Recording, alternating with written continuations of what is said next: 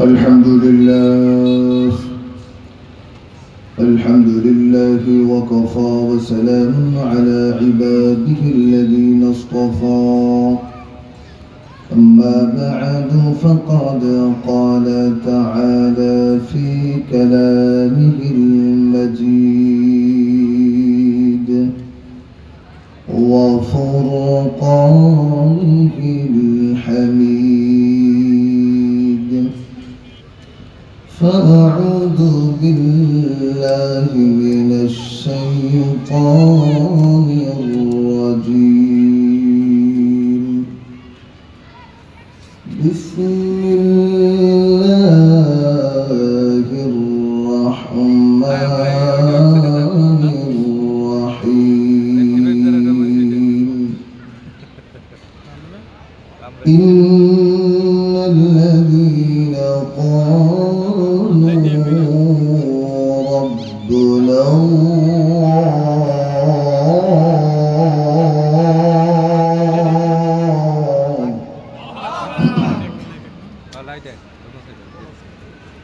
ربنا الله ثم استقاموا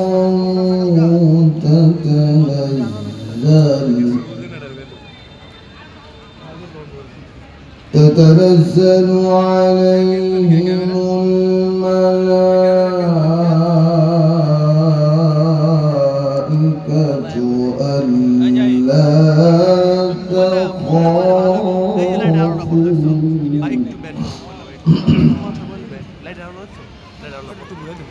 ألا تخافوا ولا تحزنوا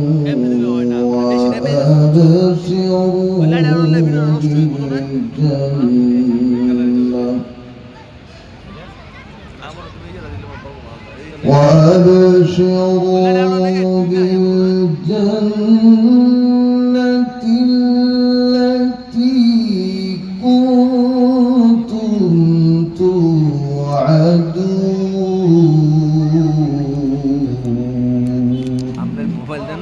ওই সামনে ওই যে নিরিবিলি বয় তো না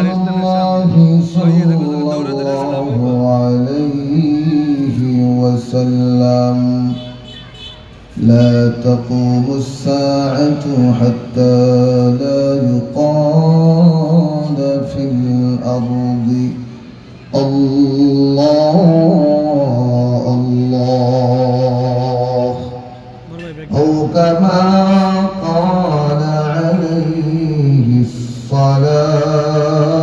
الصلاة والسلام وقال تعالى في شان حبيبه ومحبوبه إن الله وملائكته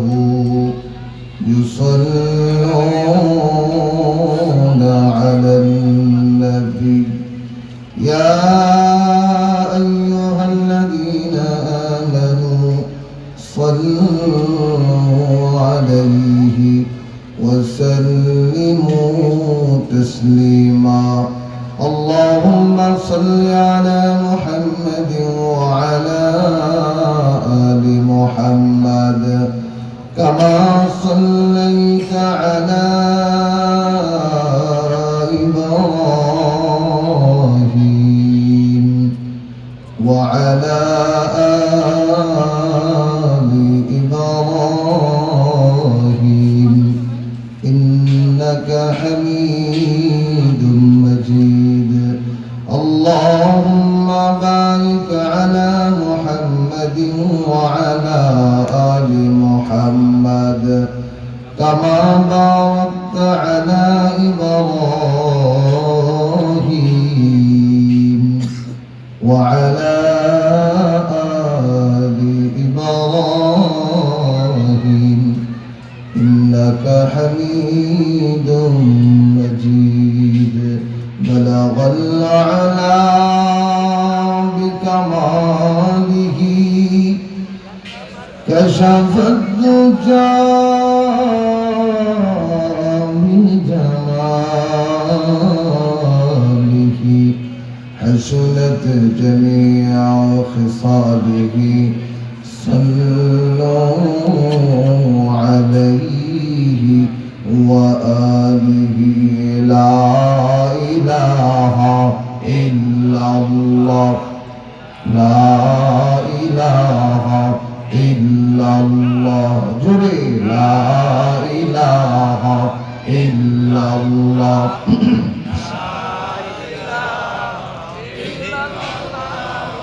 لا إله إلا الله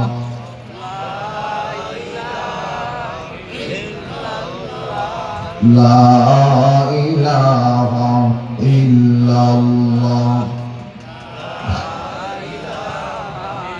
لا إله إلا الله محمد رسول الله صلى الله عليه وسلم জাতীয় ইমাম সমাজ বাংলাদেশ ফতুল্লা থানা শাখার উদ্যোগী ষষ্ঠ বার্ষিক আজকের এই ইসলামী মহৎ সম্মেলন। আজকের এই সম্মেলনের সম্মানিত সভাপতি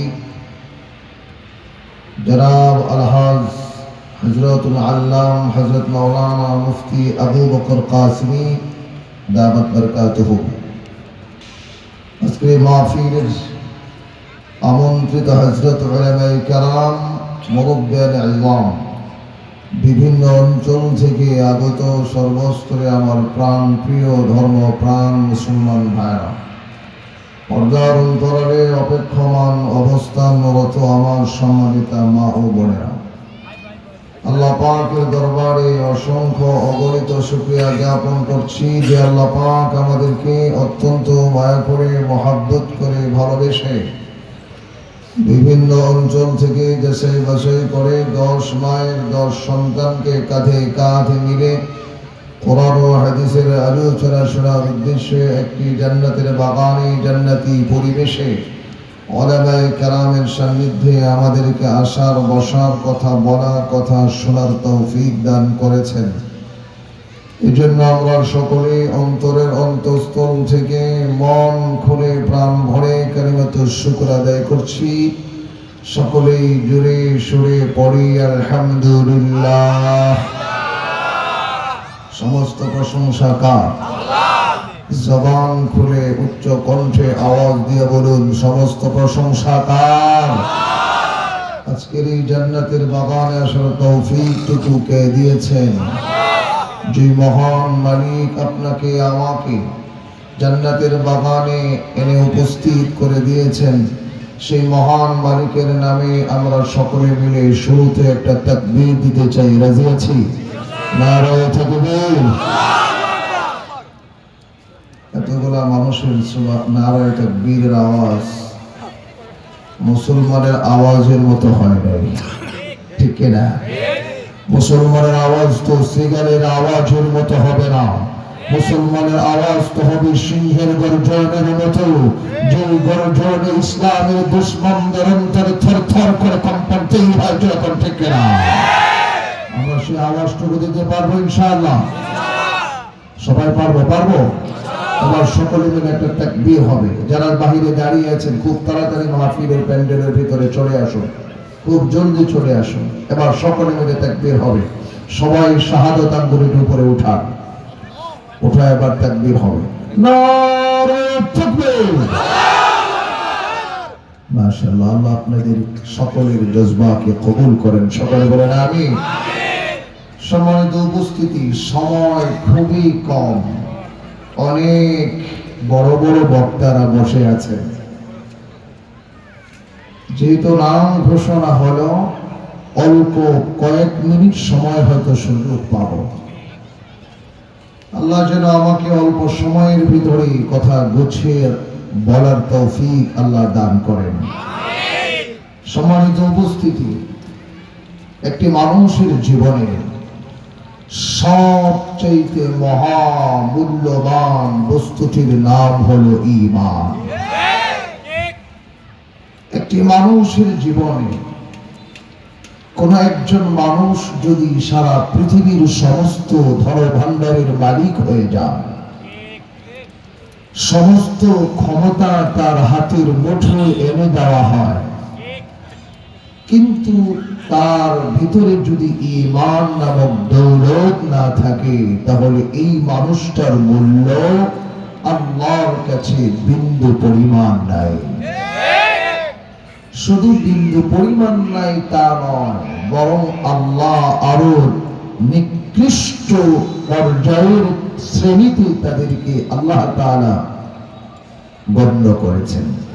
আল্লাহ কোরআনে বলেন, ইন্না শাররাদ দাওয়াবি ইনদাল্লাহিল্লাযীনা কাফারু ফাহুম লা ইউমিনুন।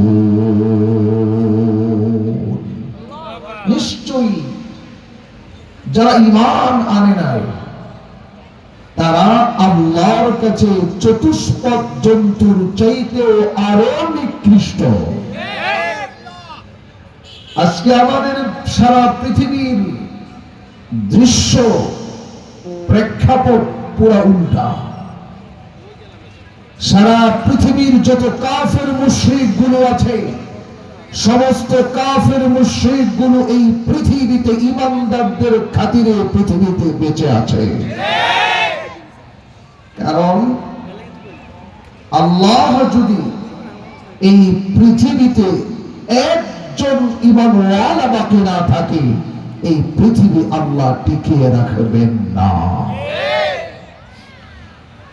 রাসূলুল্লাহ সাল্লাল্লাহু আলাইহি ওয়াসাল্লাম বলেছেন, লা তাকুমুস সাআতু হাত্তা লা ইউকালা ফিল আরদি আল্লাহ আল্লাহ।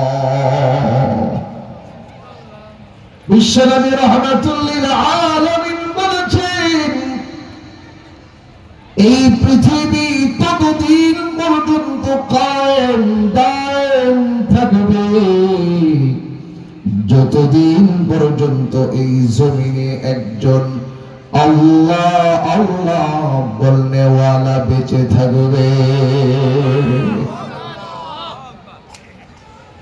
তাহলে আমরা বুঝতে পারলাম, এই পৃথিবীর বুকে একজন আল্লাহওয়ালা যতদিন পর্যন্ত বেঁচে থাকবে, একজন লা ইলাহা ইল্লাল্লাহ, লা ইলাহা ইল্লাল্লাহ বলনেওয়ালা যতদিন পর্যন্ত এই পৃথিবীতে একজন বেঁচে থাকবে, বিশাল এই পৃথিবী আল্লাহ টিকিয়ে রাখবেন একজন ঈমানওয়ালার খাতিরে। এই কাফের মুশরিকগুলো সারা বিশ্বে মুসলমানদের উপর জুলুম নির্যাতন স্টিমুলার চালিয়ে যাচ্ছে। আমেরিকা সারা বিশ্বে নিরঙ্গিনী চালাচ্ছে। আজকে ভারতের জমিনে হাজারো মুসলমান নির্যাতন নিপীড়নের শিকার হচ্ছে, অথচ এই পৃথিবীতে ওরা একজন আল্লাহওয়ালার খাতিরে জমিনে বেঁচে আছে। ওরা আল্লাহওয়ালার খাতিরে এই পৃথিবীতে বেঁচে আছে, ঠিকই আছে।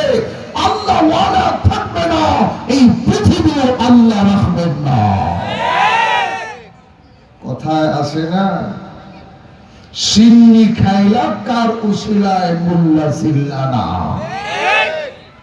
এই কাফের মুশরিকগুলো কার উসিলায় পৃথিবীতে বেঁচে আছে এরা বুঝতে পারে নাই। মুসলমান ভাইরা আমার, ঈমানের উপর হামলা আসছে। ঈমানকে হরণ করার জন্য চতুর্মুখী ষড়যন্ত্রের জাল বিছানো হয়েছে। কাফের মুশরিকগুলো মুসলমানদের ঈমানকে হরণ করার জন্য চতুর্মুখী ষড়যন্ত্রের জাল বিছিয়েছে। এই ঈমানকে টিকিয়ে রাখার জন্য এই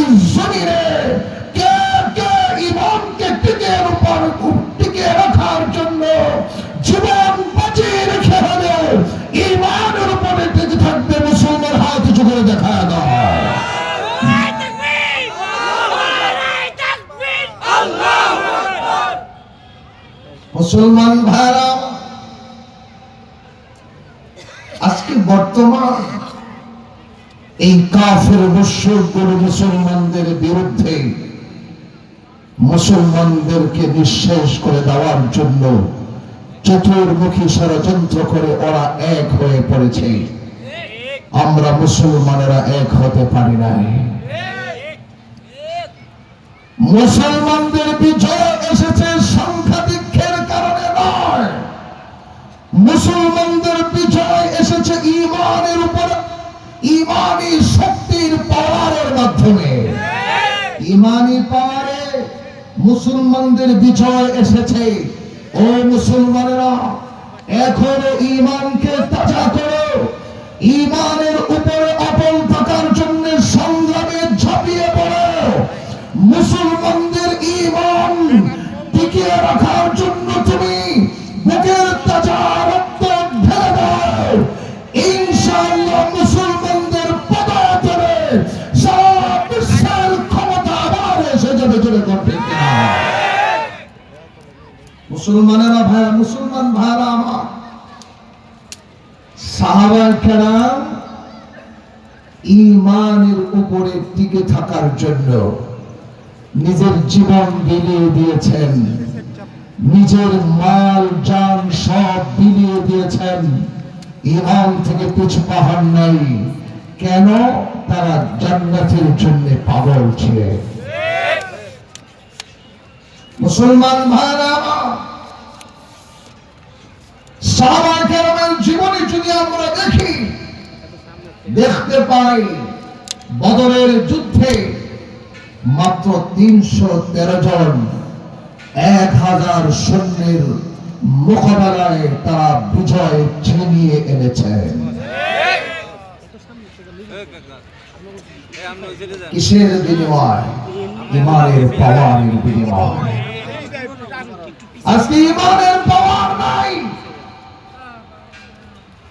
আজকে আমরা ইহুদি খ্রিস্টানদের আদর্শে আমাদের জীবনকে লেলিয়ে দিয়েছি, বিলিয়ে দিয়েছি, যার কারণে ঈমানের পাওয়ারও নষ্ট হয়ে গিয়েছে। যে কাফের মুশরিকগুলো মুসলমানদেরকে শেষ করে দিতে চায়, যুবক ভাইরা, ও যুবক ভাইরা, তোমরা সেই ইহুদি খ্রিস্টানদের আদর্শ গ্রহণ করেছো। এই ইহুদি খ্রিস্টানদের আদর্শের উপর তোমাদের নিজের জীবন পরিচালনা করার কারণে ঈমানটা দিন দিন দুর্বল হচ্ছে, যার কারণে কাফের মুশরিকগুলো মুসলমানদের উপরে জুলুম নির্যাতন স্টিমরোলার চালাচ্ছে। জোরে বলেন ঠিক কিনা? মুসলমান ভাইরা, ঈমানের উপরে টিকে থাকার জন্য সাহাবায়ে কেরাম ঈমানটাকে ঈমানের উপরে তাদের এত মজবুত কেন? কেন? তারা জানতেন জিহাদের ময়দানে জীবন বিলিয়ে দেওয়ার সাথে সাথে ঈমানকে টিকে রাখার জন্য যদি জীবন বিলিয়ে দেই, আমার দেহ থেকে প্রাণ বের হতে দেরি হবে, আল্লাহ তৈরি জান্নাতে ঢুকতে দেরি হবে না। মুসলমান ভাইরা, রাসূলুল্লাহ সাল্লাল্লাহু আলাইহি ওয়াসাল্লাম বলেছেন, জিহাদের ময়দানে কাফিরদের মোকাবেলায় কোনো মুজাহিদ যুদ্ধের ময়দানে তার দেহ থেকে প্রাণ বের হওয়ার সাথে সাথে, শহীদ হওয়ার সাথে সাথে তার প্রাণটা সোজা আল্লাহ তৈরি জান্নাতে ঢুকে যায়। বিশ্বনবী রাহমাতুল লিল আলামিন বলেছেন, জান্নাতের ভিতরে সবুজ পাখির ভিতরে তাদের প্রাণগুলোকে ঢুকে দেওয়া হয়। এই সবুজ পাখিটা জান্নাতের ভিতরে যেখানে ইচ্ছা সেখানে উড়ে বেড়ায়, যেখানে ইচ্ছা সেখানে যায়, যাহা ইচ্ছা তাহা খায়, আল্লাহর তৈরি জান্নাতে মনের সুখে উড়ে বেড়ায়। মুসলমান ভাইরা আমার, আমি আপনাদেরকে একটা সূক্ষ্ম তথ্য বলবো। এই পৃথিবীতে শহীদ ব্যতীত যত মানুষ এই পৃথিবীর বুকে জীবন মৃত্যুবরণ করার পর তাকে কবরের মধ্যে সওয়াল জবাব আছে, হাসরের ময়দানে হিসাব নিকাশ আছে, এরপরে তার জন্য ফয়সালা হবে মানুষটা জান্নাতি নাকি জাহান্নামী। কিন্তু একমাত্র শহীদ, যে শহীদ আল্লাহর রাস্তায় জীবন বিলিয়ে দেওয়ার সাথে সাথে আল্লাহ তৈরি জান্নাতে সোজা ঢুকে যায়। মুসলমান ভাইরা, যদি কাফেরদের বিরুদ্ধে জিহাদের জন্য ডাক দেওয়া হয়, ঈমানকে টিকিয়ে রাখার জন্য যদি ডাক দেওয়া হয়, যদি বড় পরাশক্তির বিরুদ্ধেও জিহাদের ময়দানের জন্য ডাক দেওয়া হয়, মুসলমান ভাইরা আমার, আমরা বসে থাকবো না, বরং জিহাদের ময়দানে জীবন বিলিয়ে দেওয়ার জন্য ঝাঁপিয়ে পড়বো। জোরে কোন ঠিক কিনা? কারণ মুসলমান মৃত্যুকে ভয় পায় না, মুসলমান কখনো মৃত্যুকে ভয় পায় না। ও মুসলমান ভাইরা আমার, বদরের যুদ্ধে বিশ্বনবী রাহমাতুল লিল আলামিন ডাক দিলেন, সাবিকু ইলাল জান্নাহ আরদুহাস সামাওয়াতু ওয়াল আরদ। বিশ্বনবী ডাক দিয়ে বলেন, সাহাবীরা তোমরা জান্নাতের দিকে দৌড়াও, যেই জান্নাতের প্রশস্ততা হলো, যেই জান্নাতের প্রশস্ততা হলো আসমান এবং জমিনের প্রশস্ততার সমান। মুসলমান ভাইরা আমার, সিরাতের কিতাবের মধ্যে আসছে একজন সাহাবী থলে থেকে বের করে করে খেজুর খাচ্ছিলেন। সাহাবী ডাক দিয়ে বলেন, ইয়া রাসূলুল্লাহ, ইয়া হাবিবাল্লাহ, আমিও যদি শহীদ হয়ে যাই, এই জিহাদের ময়দানে শাহাদাত বরণ করি, তাহলে আমিও কি এমন জান্নাতের ভিতরে ঢুকবো যেই জান্নাতের প্রশস্ততা হলো আসমান এবং জমিনের প্রশস্ততার সমান? মুসলমান ভাইরা আমার, বিশ্ব নবী ডাক দিয়ে বললেন, হ্যাঁ অবশ্যই তুমিও এমন জান্নাতের ভিতরে ঢুকবি। মুসলমান ভাইরা আমার, ইসলামী হাতের মধ্যে যে খেজুরগুলো ছিল, এই খেজুরগুলো আর খেয়ে সময় নষ্ট করেন নাই, বরং খেজুরগুলোকে নিক্ষেপ করলেন ফেলে দিয়া, হাতে তলোয়ার নিয়ে কাফেরের মোকাবেলায় যুদ্ধে ঝাঁপিয়ে পড়লেন।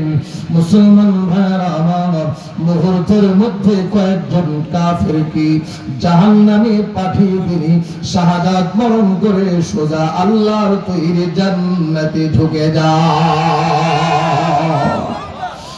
মুসলমান ভাইরা আমার, সাহাবায়ে কেরাম মৃত্যুকে ভয় পেতেন না, কারণ তারা ঈমান ছিল মজবুত। তারা জানতেন মৃত্যুবরণ করার সাথে সাথে আল্লাহর তৈরি জান্নাত তাদের জন্য অপেক্ষা করছে। মুসলমান ভাইরা আমার, আমি আপনাদেরকে একটা ঘটনা শোনাই, খুব মনোযোগ সহকারে বুঝতে হবে। যারা দাঁড়িয়ে আছেন খুব দ্রুত চলে আসুন, জান্নাতের বাগানের ভিতরে ঢুকে যান। মুসলমান ভাইরা আমার, সাহাবায়ে কেরাম জান্নাতের জন্য কত বাগান!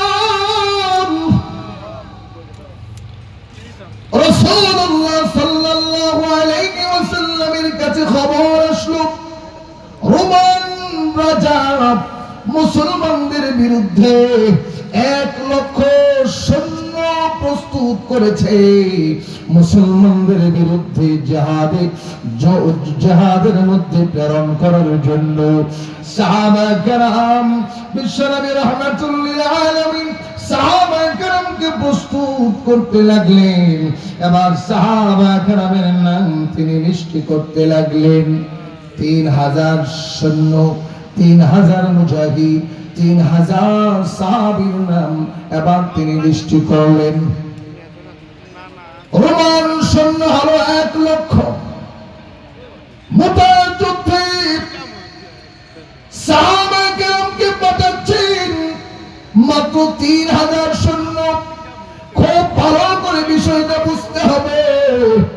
1 লক্ষ সৈন্যের মোকাবেলায়, কাফেরের মোকাবেলায় বিশ্বনবী রাহমাতুল লিল আলামিন প্রেরণ করলেন মাত্র 3000। 3000 সাহাবীর নাম ঘোষণা হলো।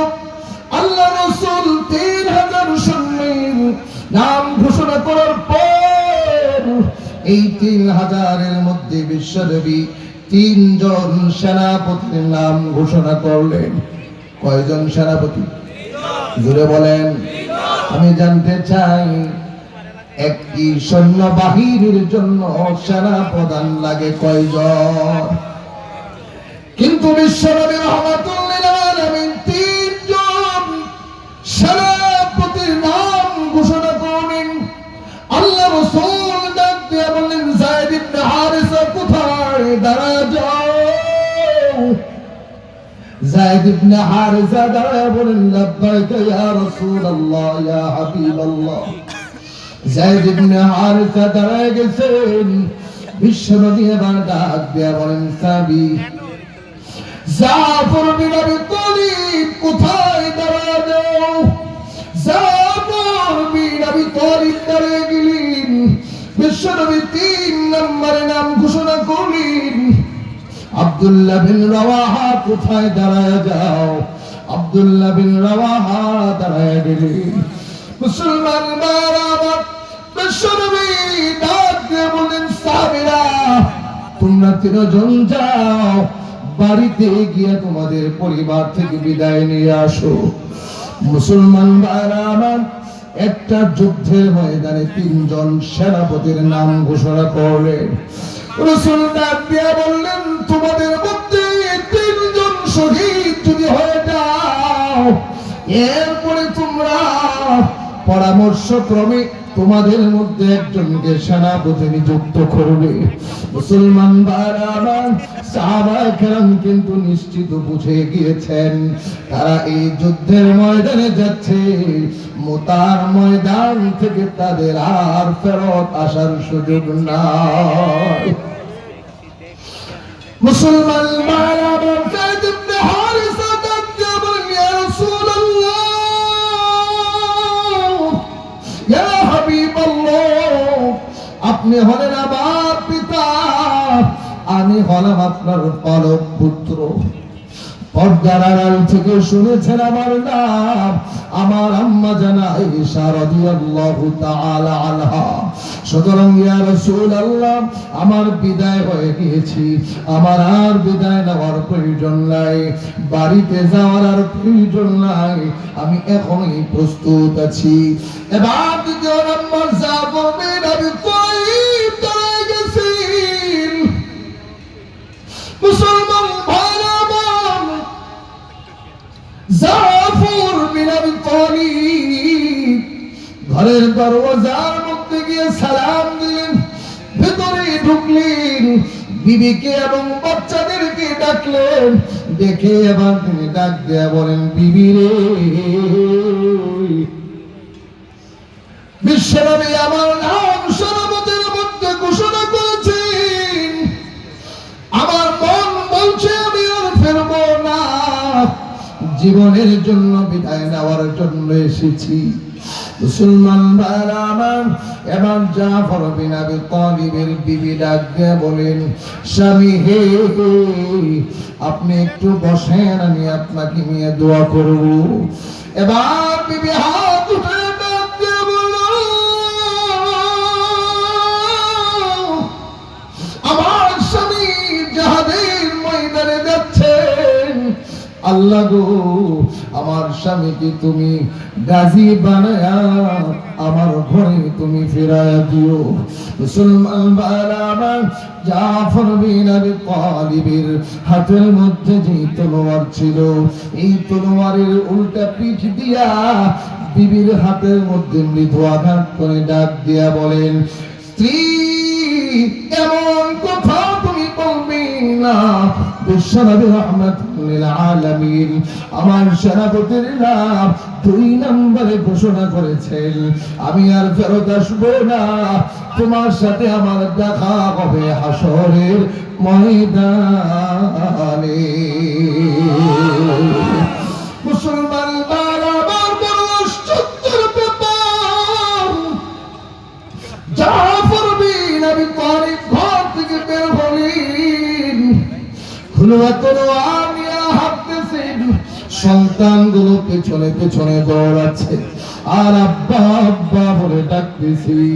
একটা মুহূর্তের জন্য তিনি পুরো পিছনের দিকে ফিরে তাকান নাই।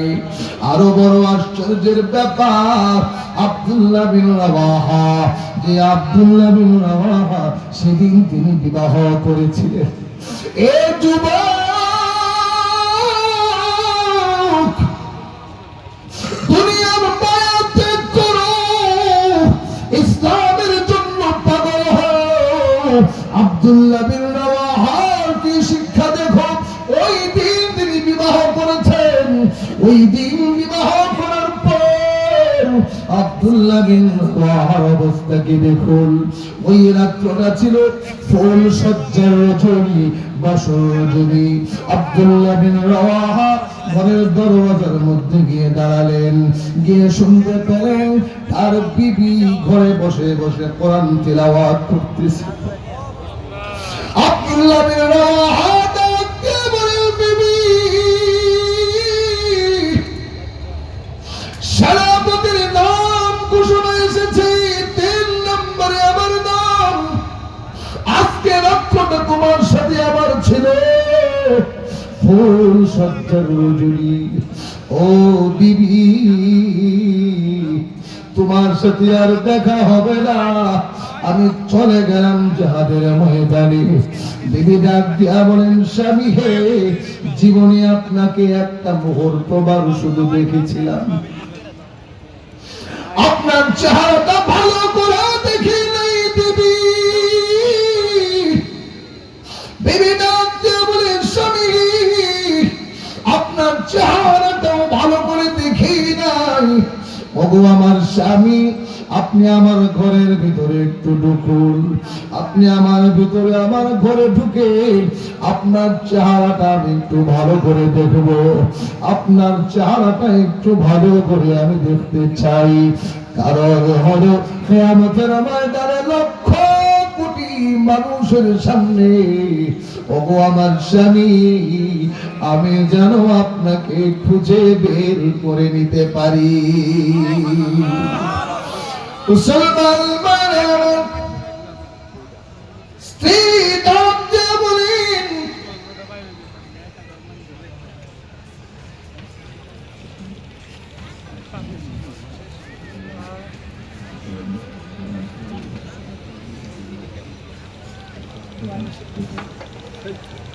জাফর বিন আবি তালিব, আব্দুল্লাহ বিন রাওয়াহা ডাক দিয়া বলেন, ওগো আমার স্ত্রী, আমি ঘরে ঢুকবো না, তোমার চেহারাটা দেখলে আমার মায়া হবে, জিহাদের ময়দানে যদি আমার বাধা বিঘ্নতা ঘটবে।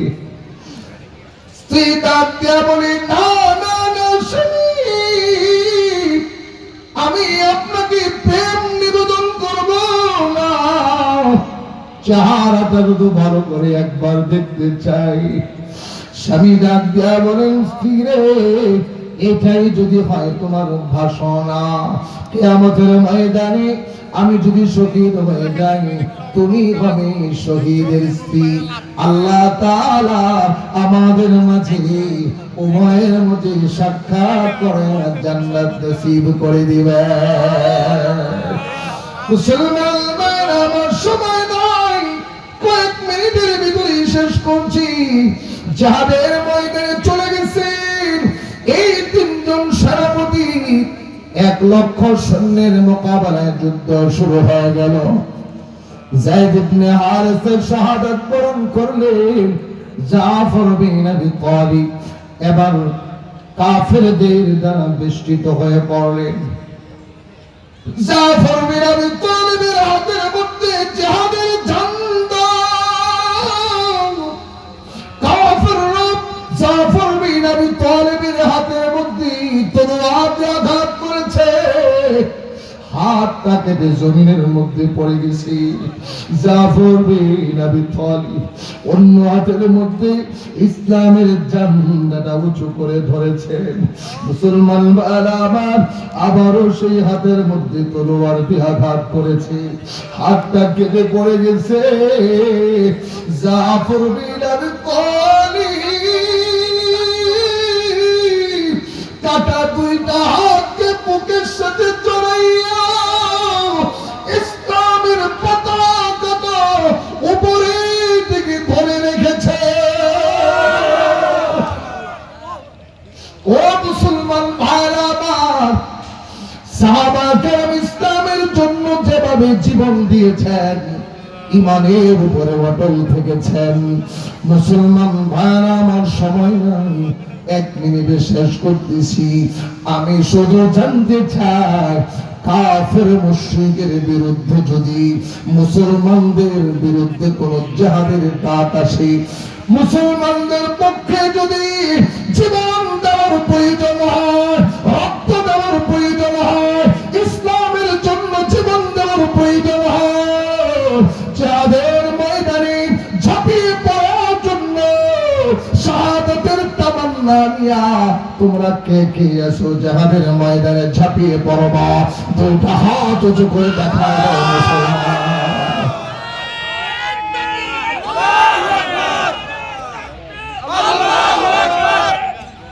মুসলমান ভাইরা আমার, শেষ করছি এখানে। আমি তো আপনাদের কাছের মানুষ, ইনশাআল্লাহ মন চাইলেই জুমার দিন গেলেই বয়ান শুনতে পারেন।